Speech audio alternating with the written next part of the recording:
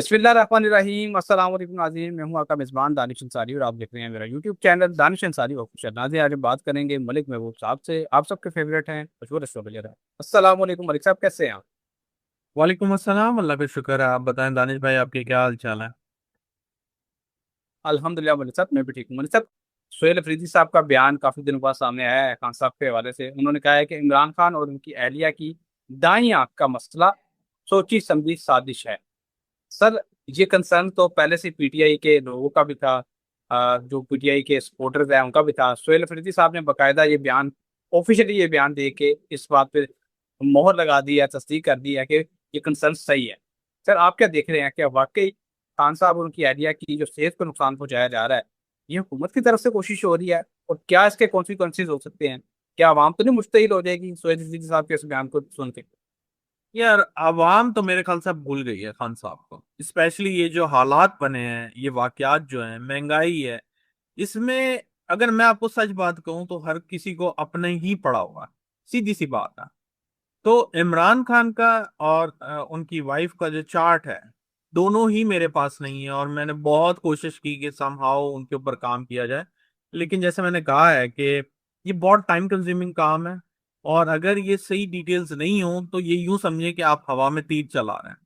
तो उस पर तो मैंने बात करना बंद कर दी। जहां तक रही हुकूमत की बात, तो मैं आपको बता चुका हूं कि हुकूमत के लिए आने वाले महीने बहुत टफ है। चाहे वो पीटीआई की वजह से हो, चाहे आवाम की वजह से हो, चाहे इंटरनल पॉलिटिक्स की वजह से हो, चाहे वो आपके महंगाई की वजह से हो। आने वाले महीने बड़े डिसाइसिव होंगे हुकूमत के लिए, ये बात याद रखिएगा। नो डाउट खारजा पॉलिसी में बहुत वाह वाह हो रही है, लेकिन जो चीजें नजर आ रही हैं वो जरा डिफिकल्ट है सितारों की रोशनी में। और मैं आपको बता चुका हूं कि मैं एस्ट्रोलॉजी फॉलो करता हूं, ना कि ग्राउंड रियलिटी। मुझे एक ऐसा मौका दिख रहा है जिसमें पीटीआई बाउंस बैक करेगी। और ये अगर बाउंस बैक कर गई तो ये बहुत अच्छी टफ कंपटीशन आने वाले दिनों में देने वाली है हुकूमत को, बहुत बड़े चैलेंजेस खड़े करेगी। और ये फिर से जिस तरह से एक जमाने में पीटीआई का बहुत ज्यादा अ, कहा जाए कि दबदबा था पूरी उसके ऊपर पाकिस्तान पे, जिस तरह से चांसेस नजर आ रहे हैं मुझे। पर है, अमरीकी खुफिया हुकाम ने ये इंकशाफ किया है कि ईरानी फौजी ताकत अमरीकी दावों से ज्यादा ताकतवर है, बरकरार है। सर, इसका मतलब ये है कि ईरान एक बहुत बड़ी ताकत है, एक बहुत बड़ा थ्रेट है, अमेरिका के लिए भी, इसराइल के लिए भी। मैं ये जानना चाहता हूँ कि आइंदा आने वाले महीनों में, सालों में, क्या ईरान पॉसिबली कोई बड़ा नुकसान पहुंचा सकता है इकोनॉमी को, अमेरिका की या इसराइल को? कोई ऐसा नुकसान, ऐसा डेंट पहुंचा सकता है जो आप देख रहे हो, जो आपने अभी हमारे साथ शेयर ना किया हो? ऐसी कोई चीज देखते हैं आप? देखिए, मैं समझता हूं कि मैंने आपको पहले भी अपनी प्रिडिक्शन दी थी। जब ये मुज़ाकरात की बातें हो रही थी, जंग चल रही थी, मैंने आपको कहा था कि जून ऑनवर्ड ईरान मिडिल ईस्ट का बादशाह होगा। आपको अगर याद हो, ये मेरे अल्फाज बिल्कुल हैं। उसकी कोई बिल्कुल। ना कोई वजूहात हैं जिसकी वजह से मैंने आपको ये कहा है। स्पेशली जो उनकी जुपिटर की दशा चल रही है वो उनको बहुत सपोर्ट करने वाली है। तो देखें, प्रॉब्लम्स तो वो बहुत ज्यादा बनाएंगे, अभी जून आने दें। उसके बाद उनके नए रूल्स रेगुलेशन। अच्छा, कभी कभी ये भी होता है, एक बात आपको मैं और भी बड़ी इंपॉर्टेंट बताऊं। हम लोग जब मेजर प्लैनेट को कैलकुलेट कर रहे होते हैं तो उसका फॉर्मूला ऐसे होता है कि एक महीना पहले और एक महीने बाद तक उस प्लैनेट के आने और जाने के असरात रहते हैं। मतलब कैंसर में अभी जुपिटर एंटर नहीं हुआ, लेकिन वो जुपिटर एंटर होगा जून के फर्स्ट वीक में। तो आप ये एक्सपेक्ट करें कि ईरान को उस जुपिटर के, बल्कि ईरान क्या पूरी दुनिया को जुपिटर के इफेक्ट तकरीबन एक महीने पहले से ही मिलने चले शुरू हो जाएंगे। तो मे बी पॉसिबल, मैं आपको जून बोल रहा हूँ, मे बी पॉसिबल मई के मिड में, मई के बिल्कुल आखिरी के 2 हफ्तों में ईरान कोई नई पॉलिसी ले आए। ऐसी पॉलिसी जो दुनिया को हैरान कर दे। वैसे तो सुनने में ये आ रहा है उन्होंने टोल टैक्स वगैरह लगाने शुरू कर दिए। और अगर ये चीजें यहाँ पे नहीं रुकेंगी तो ईरान मुझे तो बहुत ज्यादा नए रूल्स रेगुलेशन लाते हुए दिख रहा है। और वो बड़े सख्त होंगे, ये भी याद रखिएगा। कोई लोगों को डाइजेस्ट करना या दुनिया को डाइजेस्ट करना आसान नहीं होगा। Okay sir. अच्छा सर, एक और इम्पोर्टेंट खबर ये है कि जब से ईरान के साथ अमेरिका की जंग हुई है, डोनाल्ड ट्रंप ने यूरोप मुखालिफ बयान दिए हैं। अब ये खबर सामने आई है कि 46% यूरोपीय शहरियों ने अमेरिका को चीन से बड़ा खतरा करार दे दिया है। यानी कि वो कह रहे हैं कि चीन कदरे बेहतर है अमेरिका से। और डोनाल्ड ट्रंप ने बड़े खतरनाक बयान दिए हैं नेटो के हवाले से भी, और कह रहे हैं कि हम नेटो से इरादा भी हो जाएंगे। सर आप क्या देख रहे हैं, इतना बड़ा जियो पॉलिटिकल शिफ्ट है, अगर ये हो जाता है, नेटो जो है चीन के साथ खड़ा हो जाता है आने आने वाले दिनों में, इसके दुनिया पे क्या असरात होंगे? जाहिर है इस शिफ्ट के असरात तो कुछ ना कुछ तो होंगे। आप क्या असरात देख रहे हैं?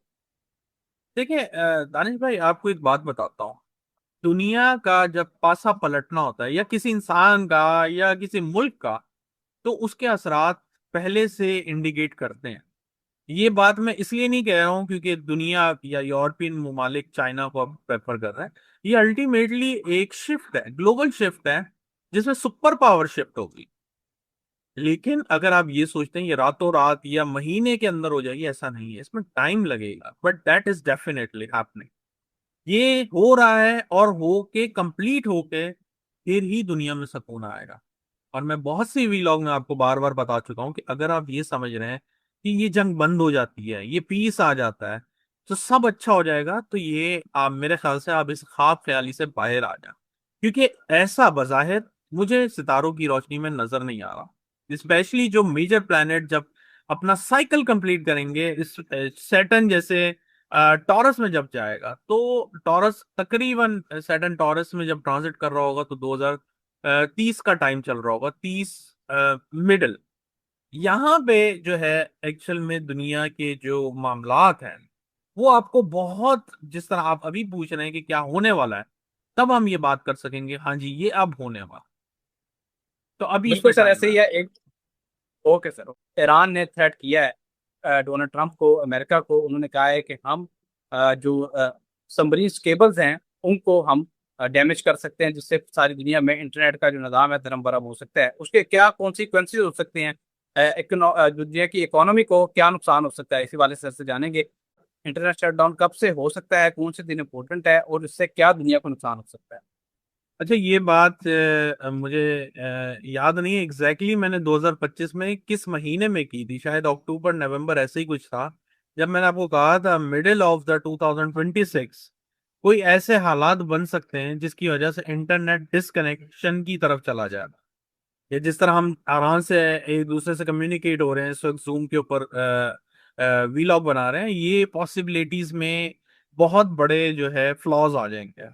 तो अभी भी मैं इसी बात पे कायम हूँ कि जून से लेके जुलाई अगस्त तक ऐसे हालात हो सकते हैं, खुदा ना खास्ता, जिसकी वजह से दुनिया डिसकनेक्शन मोड में आ जाए, और उसी टाइम पे दुनिया में कोई नई टेक्नोलॉजी इंट्रोड्यूस कराई जाए इंटरनेट को लेकर। तो ये बात मैं पहले भी बता चुका हूँ।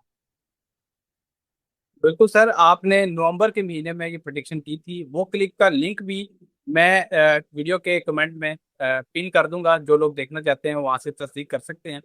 इसके अलावा सर मुझे ये बताइएगा कि क्या इकोनॉमी को भी, वर्ल्ड इकोनॉमी को भी कोई डेंट पड़ सकता है? क्योंकि जाहिर है इंटरनेट का शटडाउन जो है वो ऑब्वियसली नुकसान पहुंचाता है। आप इस तरह का खुदा ना खास्ता कोई नुकसान देख रहे हैं, ताकि लोग मेंटली तौर पे प्रिपेयर रहें? जरा प्रोडिक्शन का मकसद तो यही होता है। देखिए, इसकी वजह से अब वही वही बात है कि हर चीज का पॉजिटिव साइड भी होता है, नेगेटिव साइड भी होता है। आप अगर ये बोले सिर्फ पॉजिटिव पॉजिटिव पॉजिटिव, मैंने आपको बता दिया है कि इंटरनेट अगर बंद होता है या कोई भी डिसकनेक्शन आता है, तो दुनिया में नई टेक्नोलॉजी आएगी। लेकिन उसके नेगेटिव असरात जो है इस वक्त दुनिया में बहुत ज्यादा है। क्योंकि ये जो यूरोपियन कंट्रीज, अमेरिकन, ये जितने भी हैं, ये टोटली इंटरनेट पे चल रहा है। आई नो कि ये जो अभी इंटरनेट की बातें हो रही हैं, आई थिंक ये मिडिल ईस्ट और एशिया कंट्रीज की हो रही होंगी। लेकिन एक तरह से हर चीज डिस्कनेक्ट होती हुई नजर आती है। अगर खुदा ना खास्ता ऐसा हुआ, तो फाइनेंशियल क्राइसिस, स्टॉक मार्केट है, ये सब चीजें क्रैश कर जाएंगी। क्योंकि ये सब चीजें ये टेक्नोलॉजी पे चल रही है। एक और इम्पोर्टेंट खबर है, वो आपके साथ शेयर कर देता हूँ। गवर्नर कैलिफोर्निया ने ईरान जंग को बेमकसद करार देकर फौरी खत्म करने का मुतालबा किया है। दूसरी जानब डेमोक्रेटिक सेनेट हैं, चक शोमर, उन्होंने भी ईरान जंग को फौरी खत्म करने का मुतालबा किया। सर कैलिफोर्निया से आवाज उठना शुरू हो गई है। हमारे कई ऐसे दोस्त एस्ट्रोलॉजर हैं जो कई सालों से ये प्रोडिक्शन कर रहे हैं, उनका मैं नाम नहीं लूंगा, लेकिन उनकी प्रोडिक्शन दायरा वो मौजूद है। वो मैं आपसे भी तस्दीक करवाना चाहूंगा। वो ये कह रहे हैं कि सर अनकरीब अमेरिका की जो यूनाइटेड स्टेट्स हैं, मुमकिन है कि कोई स्टेट अलहदा हो जाए उससे। सर अब अमेरिका के अंदर से भी आवाजें उठ रही हैं, इख्तलाफात पैदा हो रहे हैं। इन फ्यूचर की ऐसी कोई चीज हो सकती है कि अमेरिका का जो इत्तेहाद है वो खतरे में पड़ जाए, ऐसी कोई चीज जी दिखाई देती है? जी डेफिनेटली होगी, लेकिन अभी नहीं, उसमें टाइम मुझे लगता है। फौरन फौरन नहीं होगी, लेकिन जिस तरह आप बता रहे हैं, ये एहतजाज तो अभी शुरू हो गया। 20 अप्रैल से डोनाल्ड ट्रंप के जायचे में बहुत गंदे कॉम्बिनेशन लगे हैं, ये यूं कहा जाए।